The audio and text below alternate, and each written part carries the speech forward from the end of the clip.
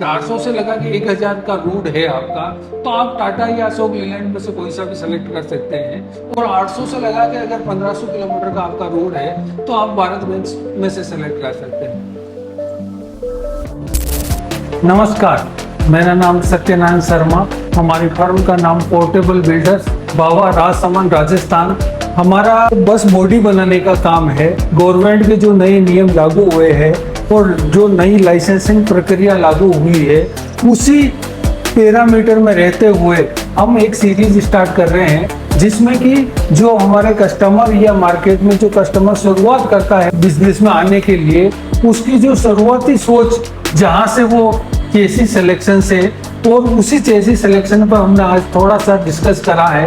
हम आज बात कर रहे हैं स्लीपर बस बॉडी के बारे में। नॉर्मली स्लीपर का जो बॉडी बनता है 12 मीटर में बनता है, एक 13.5 मीटर में बनता है। 12 मीटर में जो चेसी पे जो बॉडी बनता है वो 13 स्लीपर के साथ बनता है, और जो 13.5 मीटर में जो बॉडी बनता है वो 36 स्लीपर के साथ बनता है। जो स्लीपर बस बॉडी के लिए अमूमन 4 कंपनी उनके चेसी प्रोवाइड करवाती है। तो अशोक लीलैंड का एक 13.5 मीटर का गरुड़ा करके मॉडल आता है।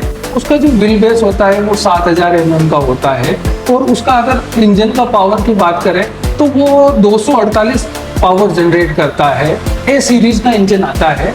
और अगर वो जो बॉडी के लिए सबसे इम्पोर्टेंट जो चीज़ की मैं बात करूं तो उसका जो ग्रॉस वेट आता है वो लगभग 19.5 टन आता है में 13.5 मीटर में। तो चेसी प्लस बॉडी की बात करूं मैं तो वो लगभग 13.5 टन के लगभग रहती है, और 5 टन के लगभग उसका जो ट्रांसपोर्ट प्लस आपका पैसेंजर का ये 5 टन के लगभग अपने को प्रोवाइड मिलता है, जिसमें आपको एक अच्छी खासी डिक्की मिलती है, उसके साथ स्लीपर के नीचे का एरिया मिलता है, और अच्छी खासी स्पेस पीछे की तरफ मिलती है। सेकंड अगर अपन बात करें तो टाटा का 18/22 करके चेसी आता है। इसका जो व्हील बेस आता है 6925 mm का व्हील बेस रहता है। इंजन की बात करूं मैं तो वो 220 हॉर्स पावर का रहता है। 6 सिलेंडर गाड़ी रहती है। जो अशोक लीलैंड की होती है वो 4 सिलेंडर गाड़ी रहती है। अगर मैं टेक्निकली स्पेसिफिकेशन का कंपैरिजन करते हुए मैं बात करूं तो इसका खाली थोड़ा सा वीकनेस पॉइंट लोड कैरिंग में रहता है। जो इसका जो लोड कैरिंग पासिंग आउट है वो 17.5 टन का लगभग रहता है, और इसका लगभग 12-12.5 टन का बॉडी बनता है, और 4.5 टन के लगभग passenger plus transport carry out कर सकता है। अब अगर मैं बात करूं भारत बेंज का, तो भारत बेंज का 1924 मॉडल आता है, जिसका व्हील बेस 6825 mm का रहता है, और इसका जो कैपेसिटी कैरिंग आउट है वो लगभग 18.5 टन का रहता है, और ये 241 हॉर्स पावर का इंजन इसका पावर जनरेट करता है, और ये प्रीमियम सेगमेंट में सबसे बेस्ट चेसी कहलाता है। अब मैं इससे आगे की बात करूं तो आइसर का चेसी आता है 6019 करके, जिसका व्हील बेस 6900 mm होता है, और इसका जो लोड कैपेसिटी कैरिंग कैपेसिटी है वो 19.5 टन रहता है, और इसका जो बॉडी प्लस चेसी का जो वेट आता है वो लगभग 13 टन के लगभग रहता है।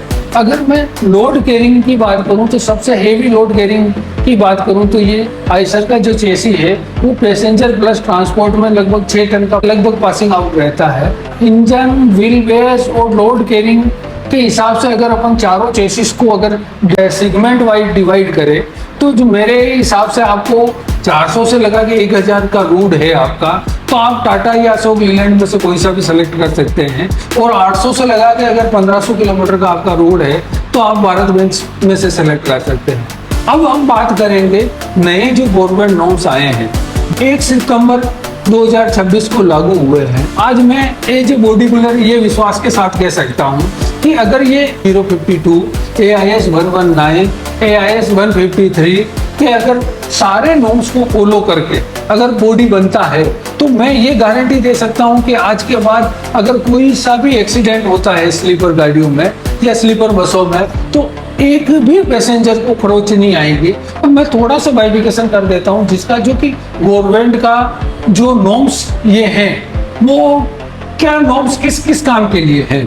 अगर अपन AIS 052 का बात करें तो वो आपके एक स्लीपर बस के बाहरी आवरण के बारे में बताता है कि आपका स्लीपर का लंबाई क्या रहना चाहिए, चौड़ाई क्या रहना चाहिए, हाइट क्या रहना चाहिए, अंदर का जो गेट का चौड़ाई क्या रहना चाहिए, गैलरी का चौड़ाई क्या रहना चाहिए, इमरजेंसी का चौड़ाई क्या रहना चाहिए, जिससे कि पैसेंजर सुरक्षित अंदर जा सके और बाहर निकल सके। ध्यान में रख के AIS 052 का इम्प्लीमेंटेशन होता है। बात करूँ AIS 0119 का, तो ये आपको उस आवरण की मजबूती के बारे में बताता है ताकि उसका मजबूती क्या होना चाहिए, जो कि आप जो स्लीपर बस बनेगा उसका अंदर का मटेरियल की स्ट्रेंथ क्या होनी चाहिए। जैसे एक छोटी सी बात करें अपन, तो जो स्ट्रक्चर बनता है, पहले भी GI पाइप में बनता था स्ट्रक्चर और अभी भी GI पाइप में बनता है स्ट्रक्चर, पर जो गवर्नमेंट ने जब 119 लागू करा है तो उसमें एक स्टैंडर्ड दे रखा है कि जो आप स्टील यूज लेंगे